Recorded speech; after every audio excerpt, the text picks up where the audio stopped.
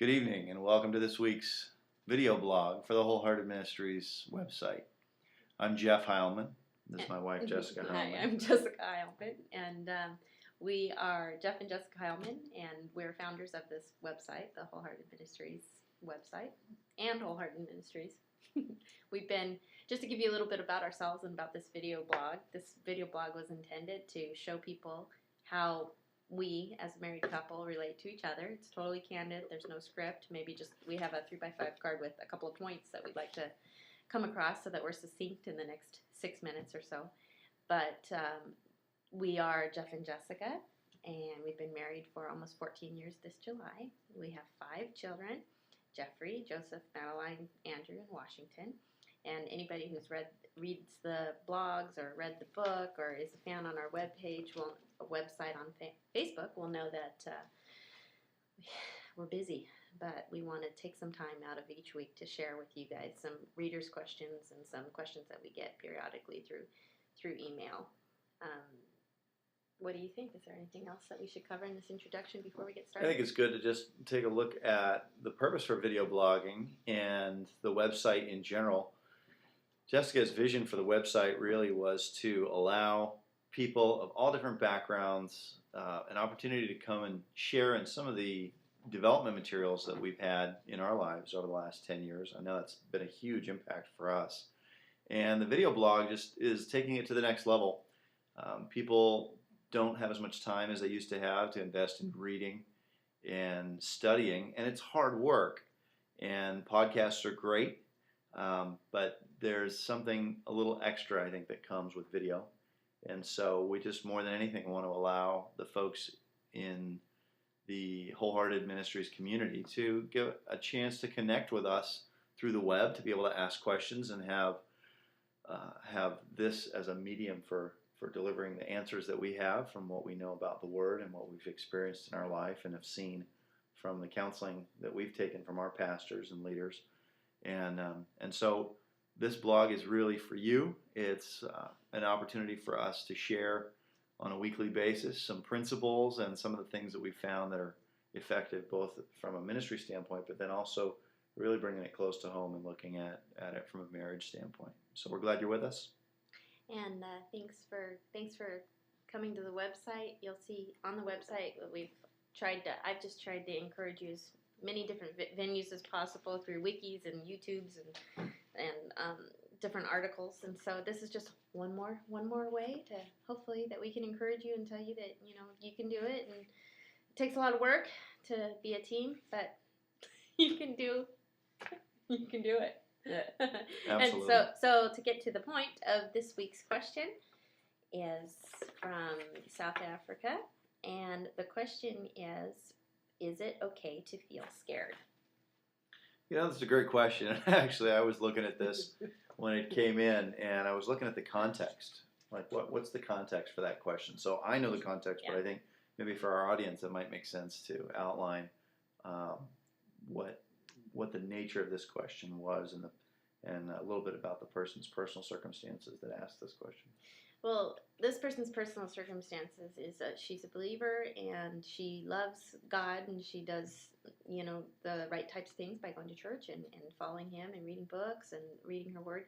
And the question really came, I think what the seeded question is in your transition period, going from doing something that you're comfortable with to getting out of your comfort zone and doing something that could be scary, or if God puts something on your heart that's way bigger than you thought that you could do personally, is it okay to feel scared? Can you entertain fear or intrepidation or anxiety when you're doing what God's called you to do? Does that mean that you're following Him, or does that mean that you're in doubt or in fear? Well, and I think that's such a good question. Hebrews 11:6 says, anyone who would approach God must believe that He is, and that He is a rewarder of them that diligently seek Him. And I remember going through, when we were in Bible college, going through that question and looking at it as, in order for someone to receive healing, they need to believe that first that God can heal. And I don't really think that that's the issue. Most people believe that God is omnipotent and able to do anything that He wants to do. But the real question was, does He want to do it? How do we know God's will on a topic? How do we know that if he wants to do something and he's able to do it, that those two together are actually going to produce, the belief in those two concepts is going to produce manifestation. And so if we're going to believe that he is and that he is a rewarder of them that diligently seek him, fear is an attack. It's a belief that something that we don't want to have happen is going to happen. And it can be gripping and petrifying. And I think that while it is natural, and it is of the natural man to go through and experience fear,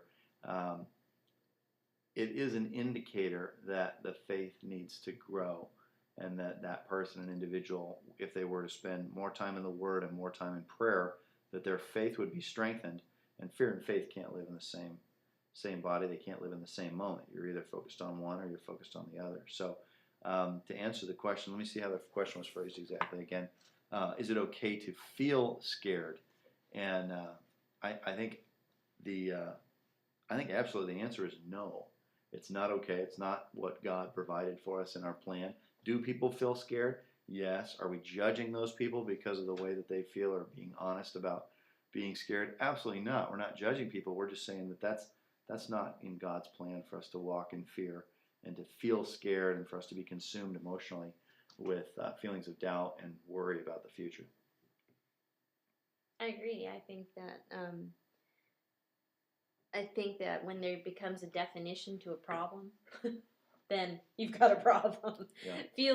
I think when you feel things like, I think somebody could be confused. Is it anxiety? Is it scared? Is it just excited? Can we be excited and misinterpret that for being fear? Yeah. And I think that when the enemy comes in and he says, oh, that's not excitement, that's you're freaking out, then you know that you've maybe gone a little too far, and maybe you're a little bit out of the Word, and you just put those, like you were saying, you just put those scriptures back in and set that ground footing. And I think a lot of times when I felt fear in the past, it's in that space between knowing that there's something more, something that I'm supposed to do, and the actual receiving of the plan or the next step for what I'm supposed to do. So as we understand, motivation is a function of the probability of something being successful or having a successful outcome in a given project or set of circumstances. And I think fear comes where you really don't have a high level of probability of success because you don't know what to do next. And that's when, more than ever, if you have a word from God to execute on something, that's when we need to get into the Word and get into our prayer time and really reach out to God and say, what is it that you want me to do next? I don't need to know a year from now, 5 years from now where I'm going to be, but I do need to know what the next thing is for me to do.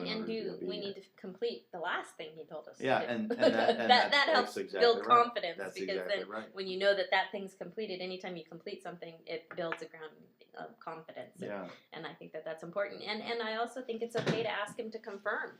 If something seems scary or daunting or overly exciting, I think you're perfectly right to go to your supervisor at your job and ask him to confirm, is this what you really want me to do? That's right. And like this last year when I wrote the book and started building this ministry, it was like every night, God, confirm, is this what you want me to do? Because this is really hard, this is really overwhelming, and I don't feel afraid because I know whatever I do with you is going to prosper, and it's going to be exactly, I know I'm in your will, but I just need, when I started to feel like maybe I wasn't hitting the mark, I asked him for confirmation. That's right. And then immediately he would send another email would come in or something else would come in to confirm. Or I'll remember that you were told to do that maybe you didn't do or you didn't finish doing. And that's just a great place to start, I think, for anybody looking at what's the next step for God's purpose in my life, is just to go back to the last thing that you believe God told you to do.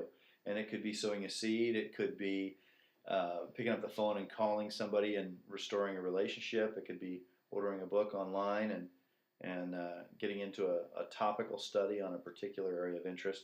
But I think that just that moment-by-moment obedience and faith really makes it pretty difficult for fear to take root.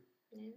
Well, everybody, that was our first question of the week and our first episode. We hope that you would send us more so we can keep answering your questions. But either way, we'll be talking things out anyway. You bet. Thanks for being with us. Bye. Look forward to seeing you again soon. Happy New Year. Love you.